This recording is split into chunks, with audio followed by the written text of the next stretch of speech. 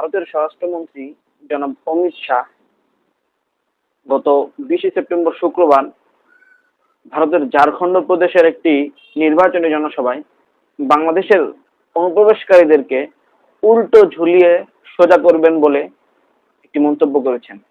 উনি একটি দেশের স্বরাষ্ট্রমন্ত্রী, সে দেশের আভ্যন্তরীণ শান্তি শৃঙ্খলা বজায় রাখা ওনার দায়িত্ব।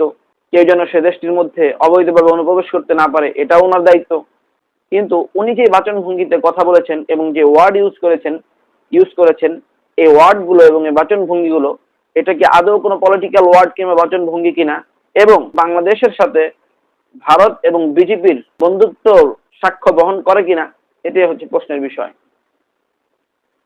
উনি স্বরাষ্ট্রমন্ত্রী হিসেবে ওনার দেশের অনুপ্রবেশকারীদেরকে রুখবেন, এটা ওনার দায়িত্ব, এবং উনি দায়িত্বশীল ব্যক্তির মতোই কথা একাংশে বলেছেন।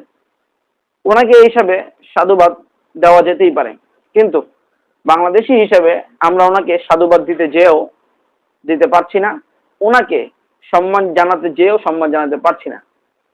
কারণ সাম্প্রতিক আমরা যদি লক্ষ্য করি যে ভারতে বাংলাদেশ থেকে এই মুহূর্তে এই গত 1-1.5 মাসের মধ্যে যারা অনুপ্রবেশ করছে তারা আসলে কারা, আর তাদের বিরুদ্ধে ভারতের অবস্থানটা আসলে কি। আমরা দেখেছি ভারতের সীমান্ত থেকে আওয়ামী লীগের বিভিন্ন নেতা কিংবা বিগত সরকারের বিভিন্ন দালালদেরকে বর্তমান অন্তর্বর্তীকালীন সরকারের আইন শৃঙ্খলা বাহিনী গ্রেপ্তার করছে, আবার কখনো কখনো জনতাও তাদেরকে আটক করে আইন শৃঙ্খলা বাহিনীর হাতে তুলে দিচ্ছেন। কিন্তু সবাইকেই বাংলাদেশি বাহিনী বিজেপি গ্রেপ্তার করছে, কিন্তু ভারতের বিএসএফ এর তাদের ব্যাপারে কোনো পদক্ষেপই দেখা যাচ্ছে না। যদি বাংলাদেশের অনুপ্রবেশকারীদেরকে সত্যি উল্টো করে ঝুলিয়ে রাখতে হয়, তাহলে শেখ হাসিনা এবং আওয়ামী লীগের যত নেতাকর্মী অবৈধভাবে বাংলাদেশ থেকে ভারতে যাচ্ছেন কিংবা গিয়েছেন, তাদেরকে উল্টো করে ঝুলিয়ে সোজা করা এই মুহূর্তে ভারত সরকারের দায়িত্ব। কারণ খোদ শেখ হাসিনাও এই মুহূর্তে ভারতে অবৈধভাবে অবস্থান করছেন। এখন ভারত কি তাকে রাজনৈতিক আশ্রয় দিবেন কিনা, এটাও ভারত এখন স্পষ্ট করছে না। সাময়িকভাবে তাকে আশ্রয় দিয়েছেন, কিন্তু এই সাময়িক আশ্রয়টা শুধু 45 দিনের জন্য ছিল, কিন্তু 45 দিন শেষ, এখনো পর্যন্ত শেখ হাসিনার রাজনৈতিক আশ্রয়ের ব্যাপারে ভারতের কোনো স্টেটমেন্ট পাওয়া যায়নি। এখন জনাব অমিত শাহ যদি আসলে ওনার দেশ প্রেমের জায়গা থেকে কিংবা দেশের স্বার্থ রক্ষা করার জন্য, দেশের শান্তি শৃঙ্খলা রক্ষা করার জন্য যদি বাংলাদেশিদেরকে উল্টো করে ঝোলাতে হয়, তাহলে শেখ হাসিনা এবং তার দলের নেতাকর্মীদেরকেই ওনার উল্টো করে ঝোলানো উচিত। এটি যদি উনি করতে পারেন তাহলে ওনার কথার যথোপযুক্ত সম্মান উনি করলেন, কিন্তু এটি কি ওনারা করছেন না। বরঞ্চ বাংলাদেশ থেকে লেজ গুটিয়ে পালিয়ে যাওয়া একটি রাক্ষসিনী, একটি গণহত্যাকারীকে ওনারা দিনের পর দিন সাপোর্ট দিয়ে ওনারা রাখছেন এবং ওনাদের দেশে গায়ে হাওয়া লাগিয়ে পার্কে ঘুরে বেড়াতে সাহায্য করছেন, যা বাংলাদেশের সাথে ঠাট্টার শামিল। এখন অমিত শাহর বক্তব্য এবং শব্দচয়ন, এটা কি পলিটিক্যালি বক্তব্য কিংবা শব্দচয়ন? এর উত্তর হচ্ছে না।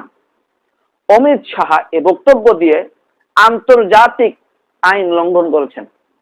আপনার দেশে যদি কোনো অনুপ্রবেশকারী প্রবেশ করে, তাহলে তার সাথে আপনার আচরণ কি হবে, এ ব্যাপারে আন্তর্জাতিক আইন রয়েছে এবং ভারতের নিজস্ব আইনও রয়েছে। যতটুকু মনে হয় উল্টো করে ঝুলিয়ে রেখে তাদেরকে সোজা করবেন, এ ধরনের কোনো আইন ভারতে কিংবা আন্তর্জাতিক আইনে নেই।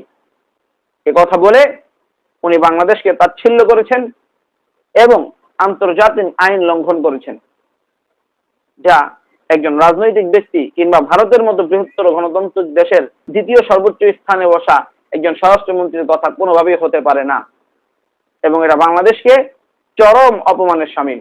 আমরা আশা করব বাংলাদেশের সরকার সহ প্রত্যেকটি রাজনৈতিক দল এই বক্তব্যের তীব্র নিন্দা জানাবেন।